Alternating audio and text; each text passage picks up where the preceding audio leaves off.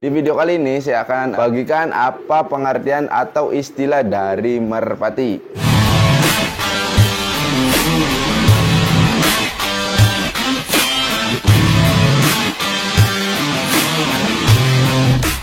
Assalamualaikum warahmatullahi wabarakatuh. Halo penggemar merpati seluruh Indonesia dimanapun kalian berada. Kita satu hati, salam satu hobi. Alhamdulillah kita masih bisa berjumpa kembali. Gimana kabar teman-teman? Mudah-mudahan teman-teman selalu diberikan kesehatan, banyak rezeki, serta panjang umur. Amin, amin ya robbal alamin.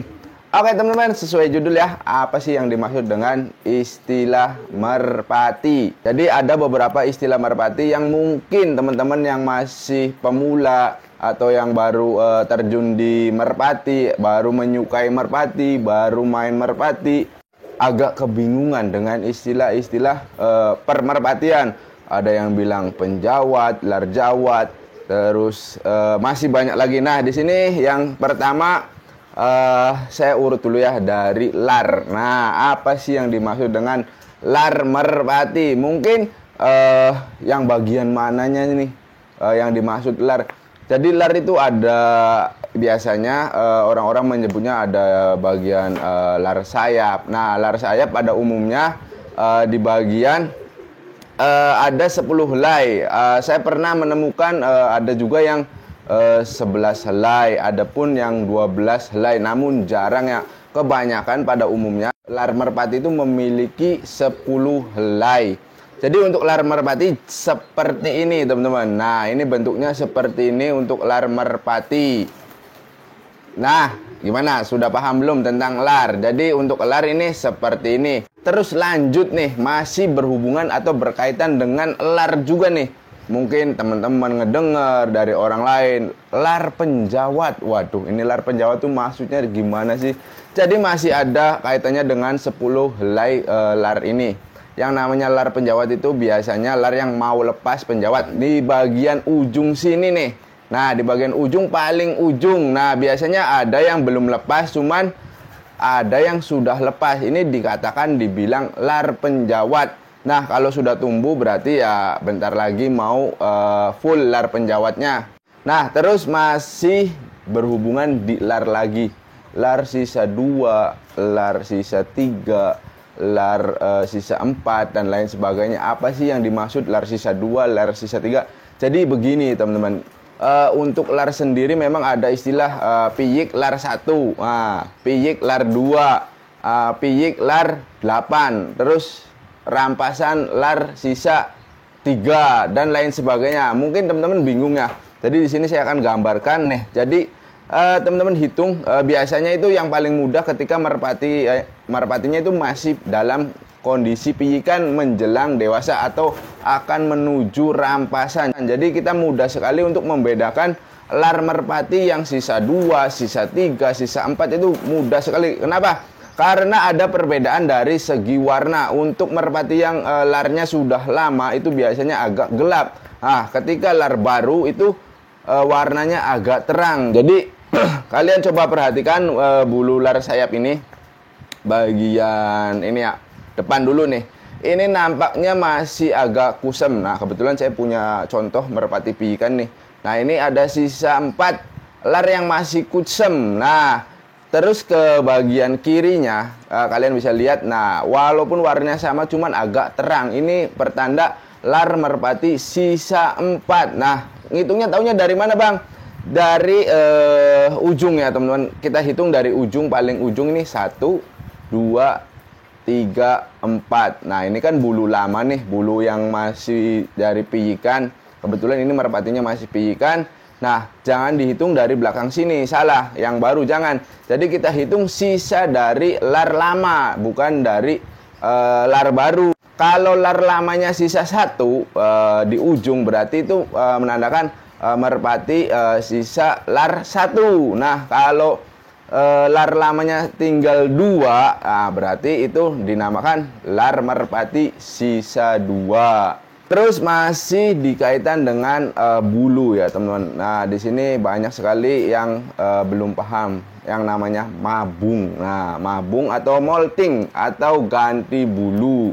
dari bulu yang lama menjadi bulu yang baru. Nah, biasanya yang paling identik atau kelihatan itu dari bulu piyikan, terus ganti baju atau ganti bulu ke bulu yang dewasa. Biasanya banyak sekali macamnya. Yang pertama itu biasanya mabung full, mabung di bagian kepala, di bagian sayap, di bagian dada, di bagian tubuh, dan mabung semuanya. Nah, kalau merpati yang dewasa bisa juga sama juga mengalami mabung. Merpati yang dewasa itu jadi bulu-bulu yang sudah mati, bulu-bulu yang sudah lama itu digantikan dengan bulu-bulu yang baru. Nah, biasanya ini terjadi di lar sisa kurang lebih sisa 7, teman-teman. 7, antara 7, 6, dan 5. Berbeda-beda, ada yang cepat, ada yang lama, ada yang bahkan sisa 2 itu baru ganti baju semua. Terus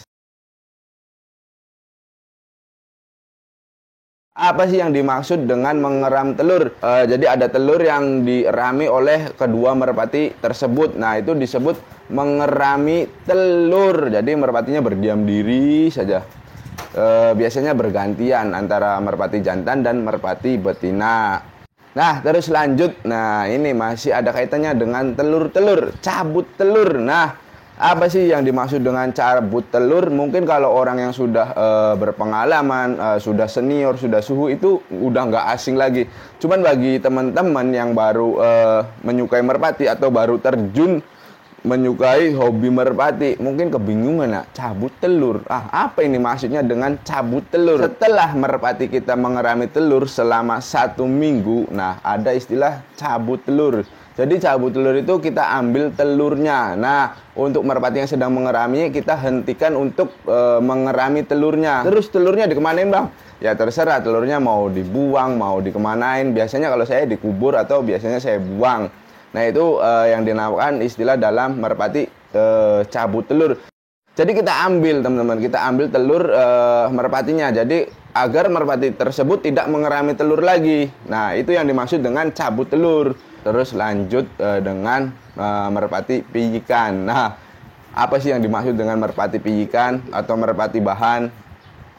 Jadi merpati piyikan itu dalam artian dunia merpati ya yang kita mainkan. Biasanya ada sisa-sisa bulu di bagian kepala, di bagian leher, di bagian sayap. Itu terdapat bulu-bulu piyikan atau bulu yang masih belum ganti bulu. Nah, itu yang disebut dengan merpati piyikan. Bisa juga merpati yang masih berumur sekitar 1 sampai 2 mingguan. Itu juga masih dibilang merpati piyikan. Nah, terus lanjut lagi dalam istilah merpati yaitu meloloh. Aduh, ini meloloh nih apa nih, Bang? Waduh, ini mungkin kedengaran tidak asing, cuman kita tidak tahu ya artinya meloloh. Nah, merpati yang meloloh itu jadi merpati yang sedang memberi makan anakannya. Terus ada juga merpatinya suruh dilolohin dulu. Nah, mungkin bagi orang yang sudah terbiasa, mungkin sudah paham ya maksud dan tujuannya. Nah, tetapi beda hal, beda cerita dengan orang-orang yang baru terjun di dunia merpati. Kita bingung nih, itu disuruh meloloh dulu loh.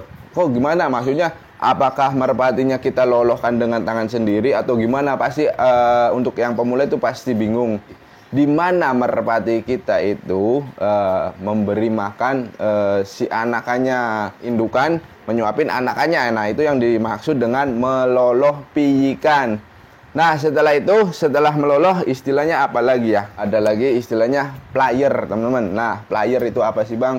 Jadi merpati itu ada yang masih bahan, ada yang player. Nah, yang dinamakan player itu biasanya merpati yang sudah siap tes gandeng, sudah merpati yang sudah siap kita lombakan, merpati yang mau kita uji ketangkasannya, terus merpati yang bisa kita mainkan. Nah, tapi biasanya di sini kebanyakan orang kalau sudah bilang player, merpati player, itu merpatinya sudah siap lomba atau siap tarung. Jadi merpatinya sudah mengalami proses pelatihan, merpatinya sudah mengalami penempaan dari beberapa bulan yang lalu.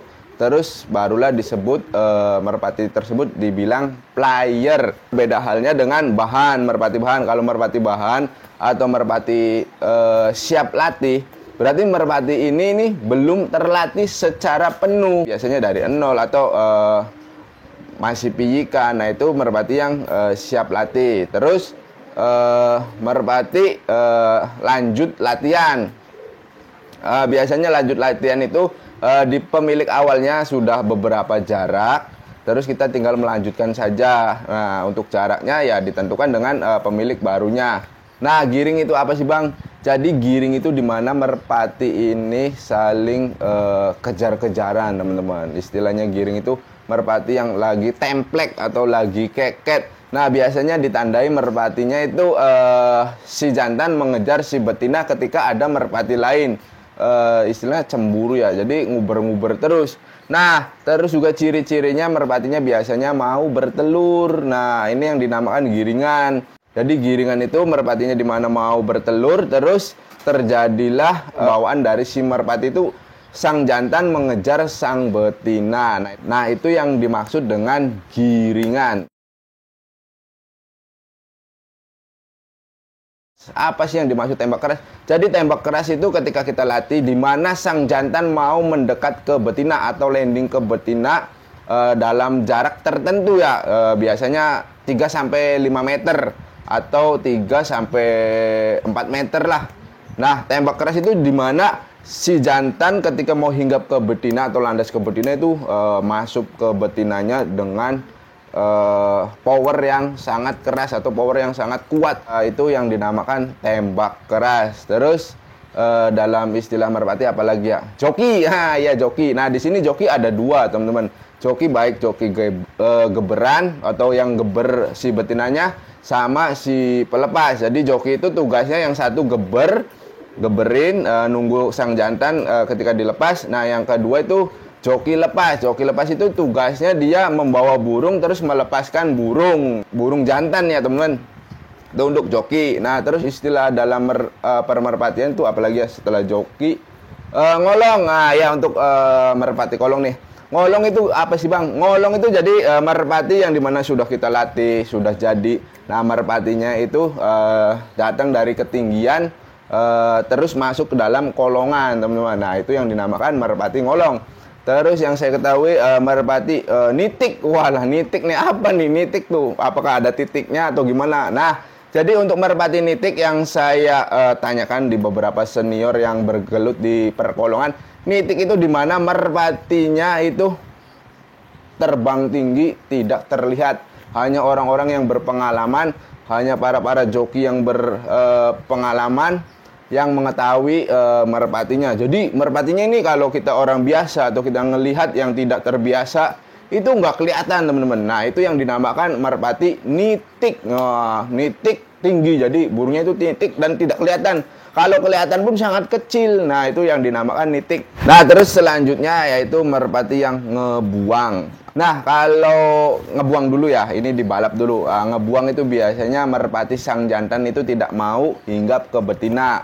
Jadi ketika kita geber, nah si jantan tersebut dia larinya ke kanan, ke kiri, ke atas. Nah, itu yang dinamakan ngebuang. Nah, kalau merpati jenis kolongan yang ngebuang itu ketika mau ngolong, si jantan ini mau ngolong, terus karena mungkin ada beberapa faktor ya, bisa jadi kurang tenaga atau dan lain sebagainya, merpati tersebut jadi nggak turun. Jadi dia belok, kadang muter di area dekat perkolongan. Nah, itu yang dinamakan ngebuang. Berikutnya istilah dalam merpati itu ada yang namanya sapit udang. Nah, mungkin teman-teman yang pemula itu sapit udang tuh gimana sih ya? Terus apakah berbentuk udang atau gimana? Jadi yang namanya sapit udang itu berada di daerah dekat anus. Kalian bisa pegang di bagian area sini merpati nih. Bisa dipegang tapi jangan ditekan karena ini sangat fatal jika sampai sapit udang ini patah. Jadi bentuknya itu ada dua seperti ini. Nih teman-teman, kayak gini. Di bagian dekat anus kalian bisa pegang saja. Nah, kalian rasakan itu yang dinamakan sapit udang. Nah, terus lanjut setelah sapit udang biasanya tulangan. Nah, ada yang tulangan besar, ada yang tulangan kecil. Nah, itu di mana sih yang dimaksud dengan tulangan? Yaitu di bagian dada si merpatinya. Nah, ini contoh di bagian sini. Nah, ini yang bagian tengah-tengah ini kalian bisa pegang, ini ada kayak tulang, semacam tulang seperti ini. Nah, ini yang dinamakan tulangan. Nah, jika yang dinamakan tulangan besar atau tulangan kecil, biasanya di bagian ini kalian batasi. atau kalian ukur saja. Biasanya ada perbedaan. Kalau tulangan kecil ya kecil. Kalau tulangan besar biasanya di sini agak lebar. Setelah tulangan biasanya ada dalam istilah di merpati juga yang namanya cabut ekor atau sunat ya. Jadi untuk kalau di perkolongan saya kurang begitu paham, tapi untuk hampir semua penghobi merpati balap itu ada istilah cabut ekor. Nah, ini dilakukan ketika merpatinya masih piyikan menjelang remaja. Namun bukan piyik sekali ya, tetapi merpati piyik yang menjelang remaja. Untuk fungsi dan manfaatnya nanti mungkin saya jabarkan atau saya jelaskan di next video yang akan datang. Terus yang terakhir yaitu ada istilah giringan A dan giringan B. Nah, jadi istilah ini memang sudah umum ya, banyak diketahui untuk seluruh penghobi baik kolong ataupun balap. Cuman saya dengar-dengar nih, pernah dengar lah selentingan kalau di kolong ini ada giringan A, B, C sampai D. Katanya ini nih, cuman saya nggak tahu persis. Pernah dari beberapa yang penghobi merpati kolong itu ada giringan A, B, C, dan D sampai D. Cuman saya yang C sama D-nya kurang tahu. Nah, kita bahas istilah dalam merpati balap saja yang saya ketahui. Jadi giringan A itu apa sih yang dimaksud dengan giringan A? Jadi giringan A itu merpatinya sudah siap tarung, artinya yang sudah siap mental, siap secara fisik, terus siap secara tenaga. Pokoknya sudah siap, jadi itu yang dinamakan giringan A. Jadi tidak ada pelatihan lagi untuk giringan A. Nah, sedangkan untuk giringan B, yang dimaksud dengan giringan B yaitu merpati yang masih bahan. Merpati yang baru kita latih. Merpati piyikan yang baru mengenali giringan. Itu pengertian dari merpati giringan A dan giringan B. Nah, oke, baik teman-teman, mungkin segitu saja yang saya ketahui dalam istilah merpati. Jika teman-teman ada yang mengetahui lagi atau saya kurang ya dalam istilah-istilah merpati, teman-teman boleh tambahkan juga di kolom komentar. Barangkali bisa bermanfaat buat yang lain. Oke, mungkin cukup sampai di sini saja. Mudah-mudahan video ini bisa bermanfaat. Mohon maaf bila mana ada kata-kata yang kurang berkenan. Nantikan video terbaru dari saya. Akhir kata saya akhiri. Wabillahi taufiq wal hidayah. Wassalamualaikum warahmatullahi wabarakatuh.